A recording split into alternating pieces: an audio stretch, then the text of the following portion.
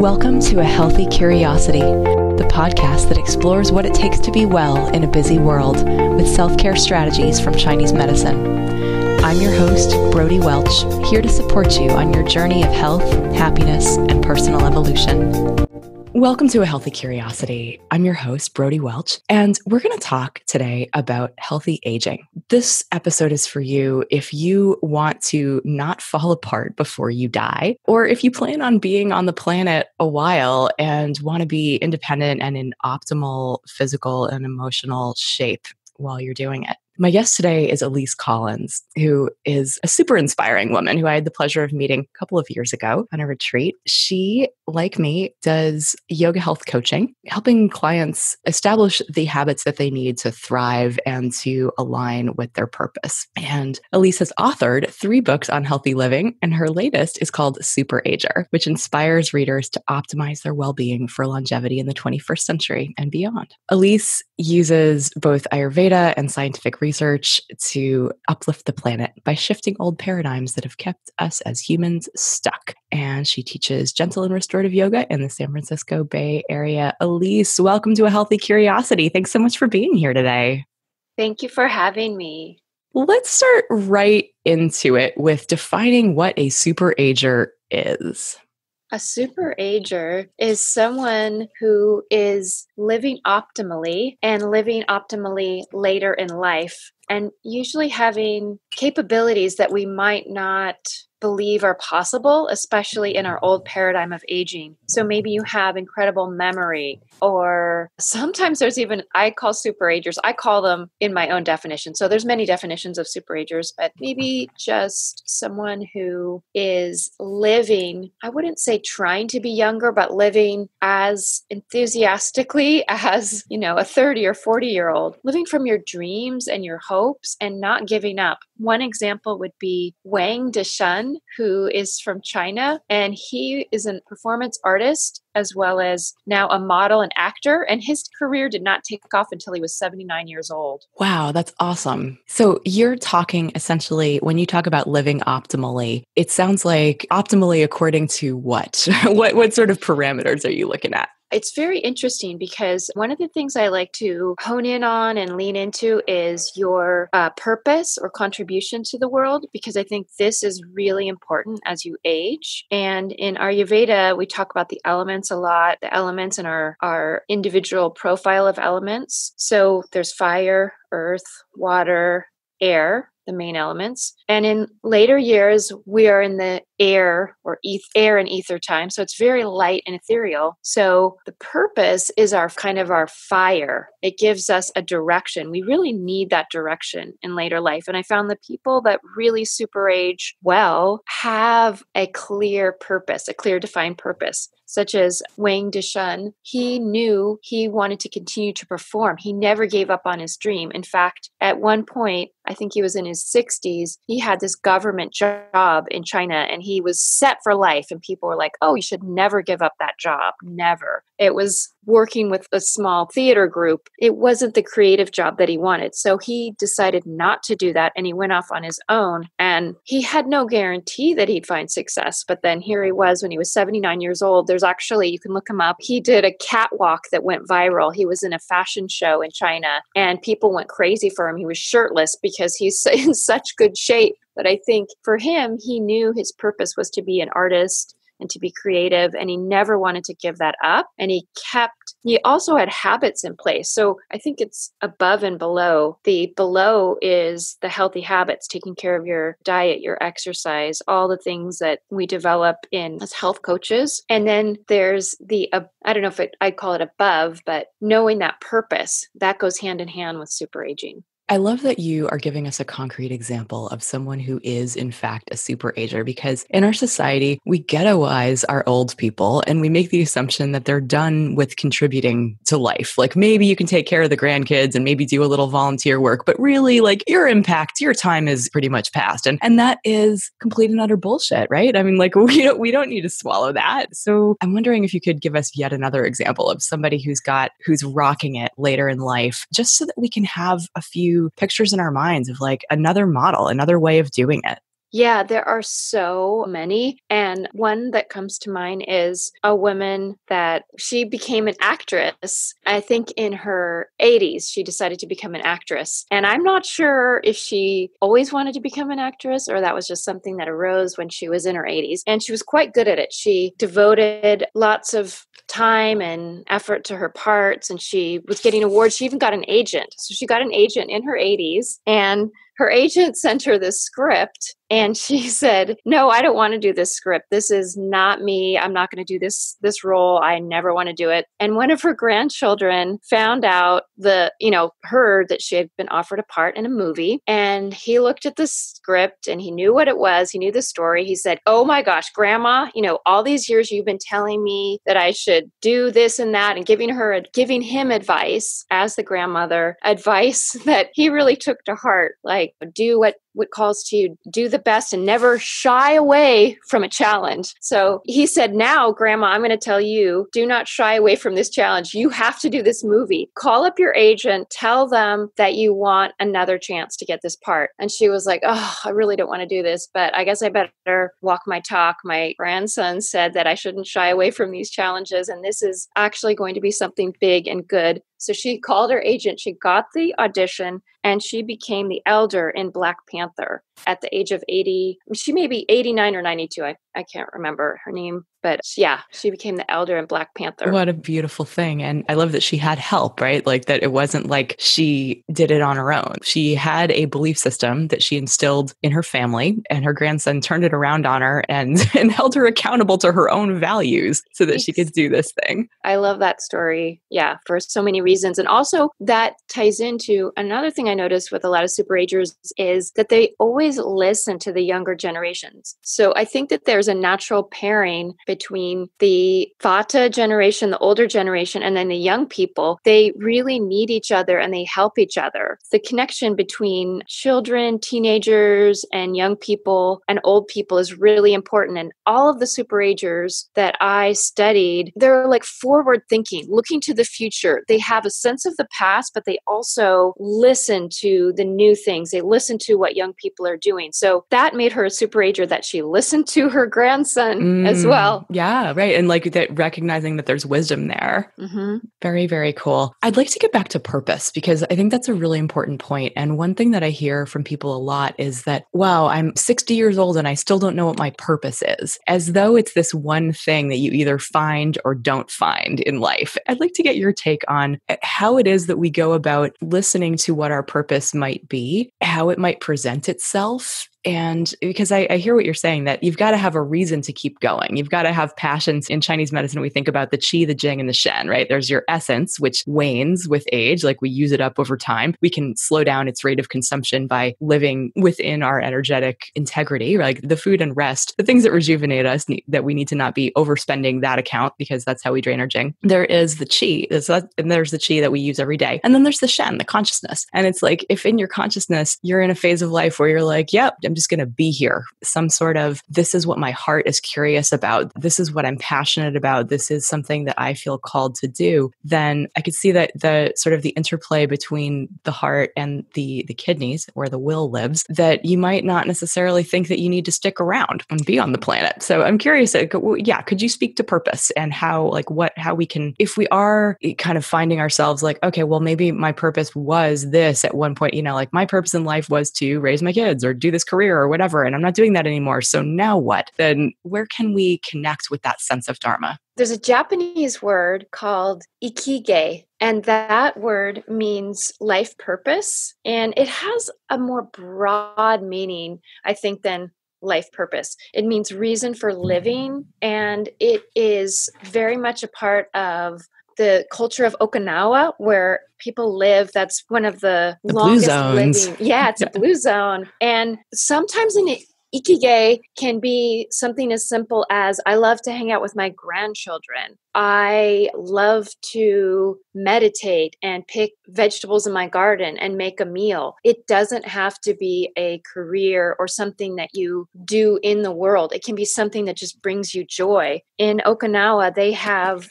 groups called moes. I may be pronouncing that wrong, but they are groups where people have gotten together for sometimes 50, 60 years. Originally, these groups were formed so if somebody didn't have crops or were low on money, it was a support system, a support group. And sometimes someone's ikigai is just to be spending time with their moe. So it doesn't have to be, sometimes I think we overthink it. We want it to be maybe something we can show the world, but it can be something that brings us joy. It is whatever calls our soul, whatever we feel, it's something I think that comes from inside of us. Sometimes it can get buried, but I think things like meditation and journaling and talking, we start to evoke it and we remember. It's almost like something we remember. So maybe when people think they don't have their quote unquote purpose, they may be thinking that it's more like a career or something that they have to put, a sign that this is who I am, but it could be something that brings you joy. Right. So it sounds like having done the outward yang, external, impact the world thing, that you're allowed to have purpose that is very yin, that's very inward, that is, I think of like even the yin and yang of joy, right? Like joy doesn't have to be like dancing all night under the stars. Joy in its yin form is contentment, right? It's being able to be present in a very subtle moment with appreciation. That is a beautiful way of putting it. Yeah, I'm going to use that. It's a yin purpose, and it definitely evolves to a more yin purpose as we get into our later years. So I think that's where we, in general, in modern society, we get a little confused on life purpose. So I love the way you address that.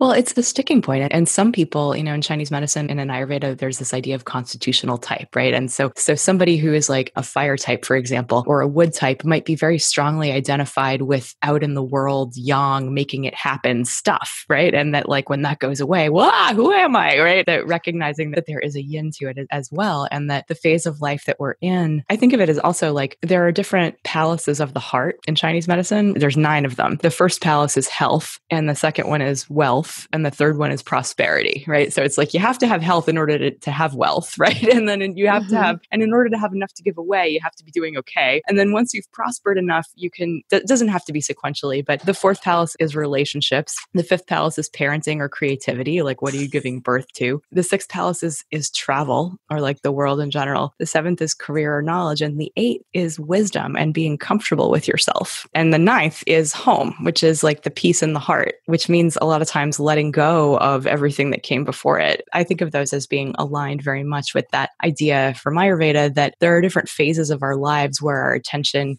goes. And a lot of times that our later years aren't necessarily about career or parenting or, whatever it is. But it's a time when we might be able to turn our attention to whatever got unexplored, like whatever is sort of like part of your potential curriculum. It's like a time where you get to take electives instead of the required classes.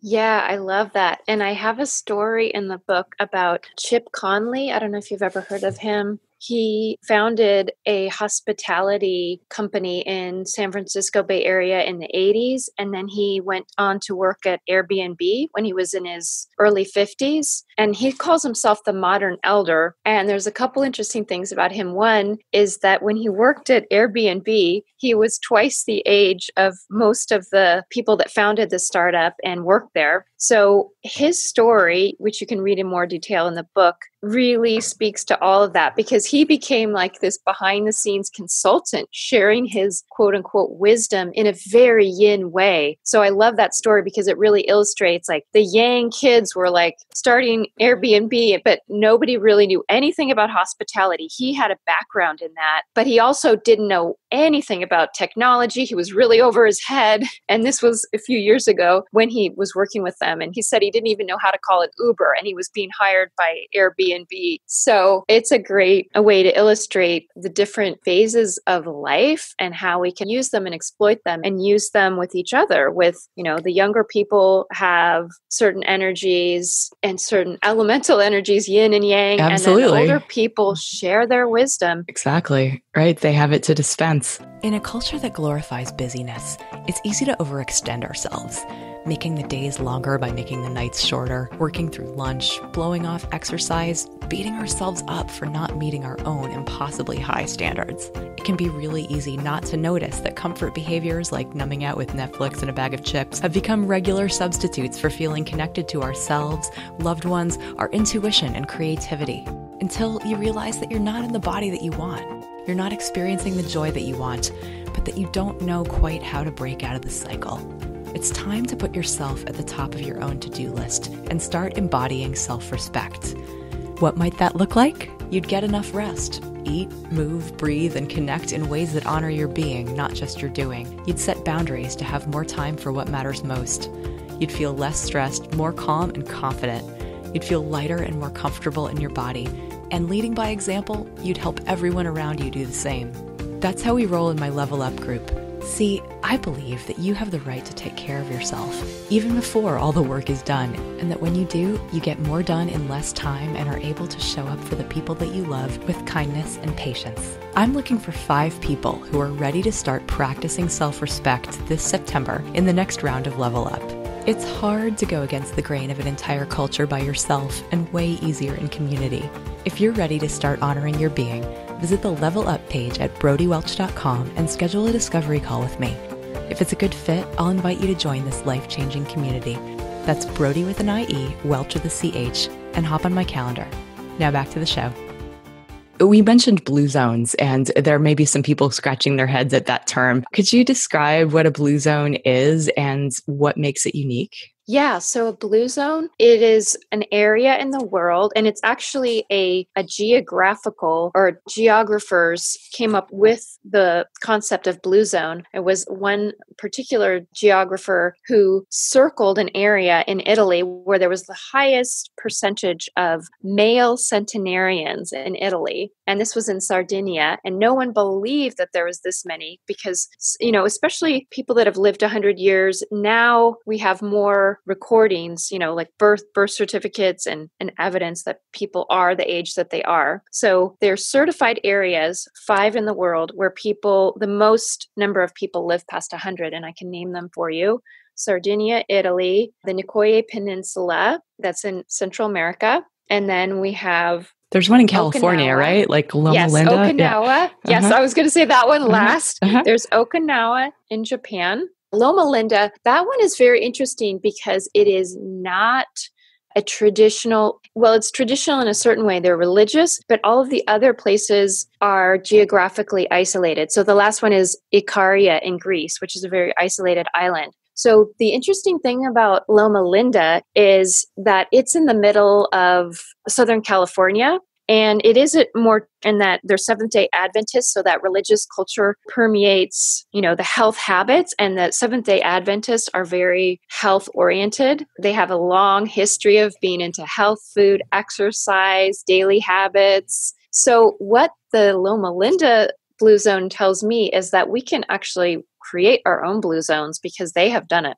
Well, that's really cool. And that's really inspiring. So you've alluded to healthy habits. And of course, Ayurveda and Chinese medicine, the sages and yogis from forever ago have given us a pretty great recipe for how to keep our bodies and minds sharp and fully functional so that we could even potentially go beyond what we think of as humanly capable, right? Like so that we can actually get in touch with some real refined inspiration and power that can help us do whatever it is that we're turning our minds to. What are the habits that are common to SuperAgers? Waking up early, meditating, but none of these are exclusive. So I like to tell people you are a mosaic or a garden of your habits. So start to develop the things that are easier for you. So many of the habits that we teach in yoga health coaching, mostly plant-based diet, although not everyone. There's a few people that that have lived past 100 that don't always eat the best, but most people that have lived past 100 are healthy eaters. Plant-based diet is really important. There's somebody I'm thinking of, a SuperAger who lived to be 114 years old. He was a Brazilian man that came to the United States, Bernardo Lapaio. You can look him up. He wrote a lot of books on healthy living, and he didn't start his writing career, I think, until he was probably in his 90s or maybe even 100. He had several careers. One was a chef on a cruise ship, and he didn't eat the food that he gave people. He on the cruise ship, he worked on the cruise ship, I think probably in the 30s and 40s. He was a chef, and he said he just liked to make people feel good. So he didn't really dissociate from the food he was serving, but they called him a rabbit because he would eat raw foods back in the 30s and 40s. People thought he was really weird. And then he laughed and said, well, they're all dead. I'm still alive. He walked every day. He didn't eat past a certain hour. When he went out with his friends, he did not go out. And he went out with people that might have been drinking alcohol or, whatever they're doing. He would just he said he had a special cocktail. I can't remember exactly what it was, but it was basically some bubbly water with some other fruit juices that he would drink while his friends were drinking other cocktails. And he's amazing because he lived so long and he was so healthy. You can look up his videos on YouTube. And he's an example of if you have those habits in place and you've been doing them since you were 6 years old, I think you can easily live to be 114. Nice. That's great. I am wondering when people need to be thinking about becoming SuperAgers, right? Like that if people are like, oh, well, that's great, but I haven't been, the ship has sailed for me if I was raised on McDonald's and I've been, drinking alcohol and I've been doing, all these things, when is it too late to turn around the aging process? I don't think so at all. I think actually a crisis or a sort of moment, that come to Jesus moment that you realize you've got to turn things around, that can actually be a pivotal moment to change your habits. So take advantage of those opportunities. Your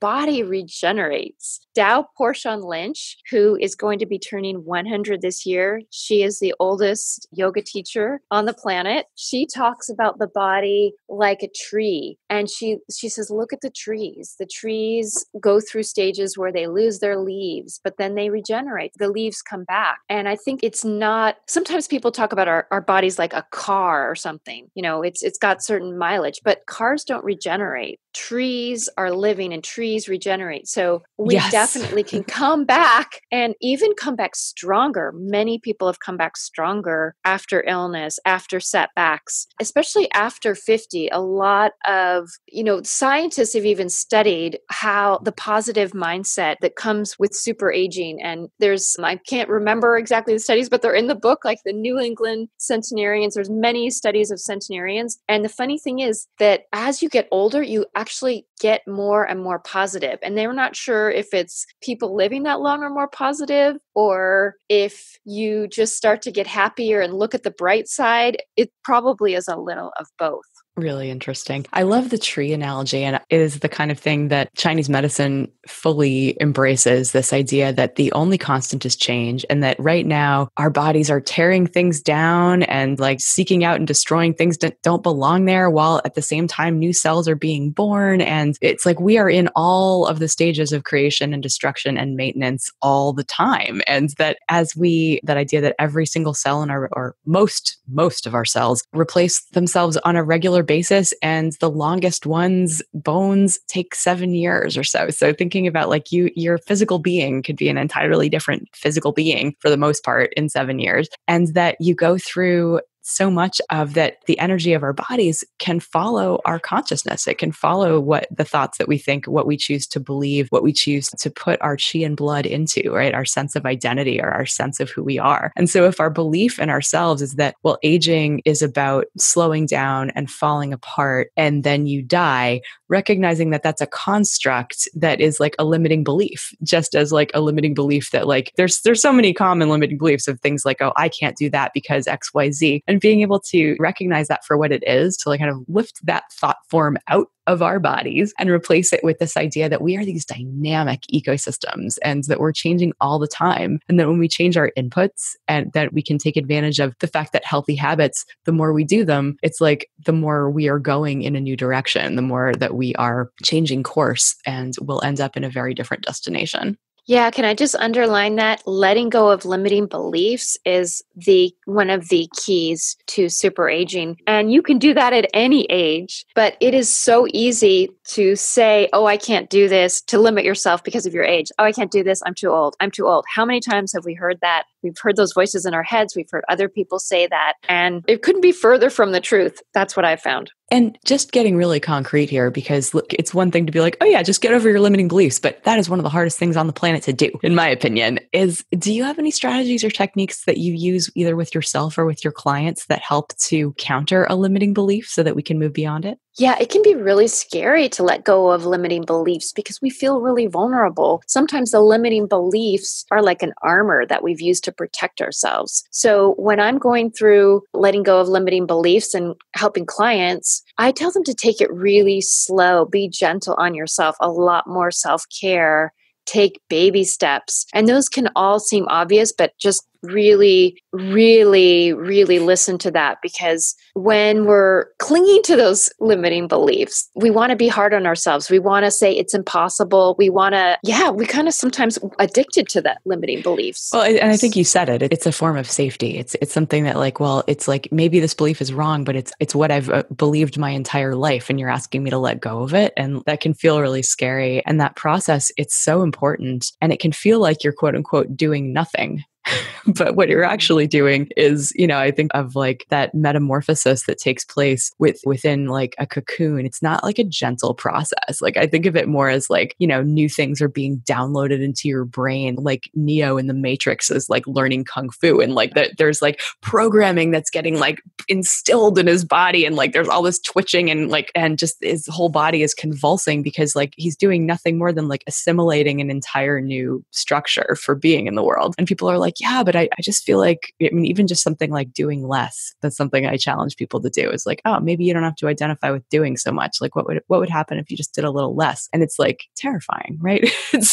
You're wanting me to do what now? But what happens in that less is way more, right? It's like it's the space that you need to create in order for all of this activity below the surface to go on of kind of like creating a new belief about yourself and giving that traction. Yeah. Yes. I feel like there's so much to your book that we haven't necessarily gotten into. I'm wondering if you have any last words of inspiration for people out there about their potential for becoming SuperAgers, for living long, fulfilling lives, or just like anything that you feel like the world needs to know right now. What I would say is I think the world really needs SuperAgers, and the world is actually producing more SuperAgers. There's something happening on the planet where the amount of older people, the amount of old people over 65 is growing. And the largest group that's growing by 800%, which will grow by 800% in the year 2050, will have 8 more times the centenarians. So I think that there's a natural teaching and wisdom that's going to come from these SuperAgers. And our planet right now is stuck in a lot of duality, a lot of fighting and separation. And I think that the SuperAgers embrace duality, and they have seen many things. They've suffered, but they've also experienced and give great compassion. So I want to learn from these wise teachers. And I think the more we all become them and support them, the better off the planet will be. Awesome. Elise, where can people get your book and or connect with you? You can find me at my website, which is my name, EliseMarieCollins.com, ELISE, and then MarieCollins.com. And my book, SuperAger, is on Amazon. You can order it in any bookstore, any independent bookseller. Awesome. Elise, thank you so much for joining me today. This has been a great conversation. Thank you. It was a pleasure. This episode is brought to you by my Inner Alchemy Retreat. Hey, what you doing next February? How about you and me and 20 others escape the dark, wet winter and go hang out on a quiet beach in Mexico for a whole week? I'm thinking a world-class retreat center with a 5-star restaurant serving us delicious prana-rich meals, luxury oceanfront bungalows, qigong on the beach. We could do some breathing and moving and some yoga, maybe some snorkeling and surfing, take a long walk at sunset. We'll pulsate between some deep relaxation and deep inquiry work, looking at ourselves through an elemental lens, how wood, fire, earth, metal, and water are at play in our lives, and grounding these concepts in our bodies. You'll emerge feeling renewed with an armload of new self-care tools and a jumpstart on who you're becoming in 2019. I've been leading transformational retreats since 2012, and they are powerful in addition to being a total blast. But don't take my word for it. Head over to the Mexico retreat page at brodywelch.com. That's Brody with an IE and Welch with a CH, and read what past retreat peeps have said. Then sign up. You know you want to, and you deserve it. When you claim your spot by August 1st with the promo code PODCAST, you'll receive a free downloadable copy of my most popular meditations, Advice from Your Future Self, the Healthy Eating Meditation, and the Breathing Bundle. So head to brodywelch.com right now and check it out. Thanks for listening today. For more episodes of A Healthy Curiosity, you can visit the iTunes store. If you appreciated today's show, please leave us a review. This helps other people to find the podcast. You could also head to brodywelch.com, where you can find free self-care resources, learn more about Chinese medicine, and let me know what you'd like to hear about on future episodes. I'd love to hear from you. Till next time, be good to yourself.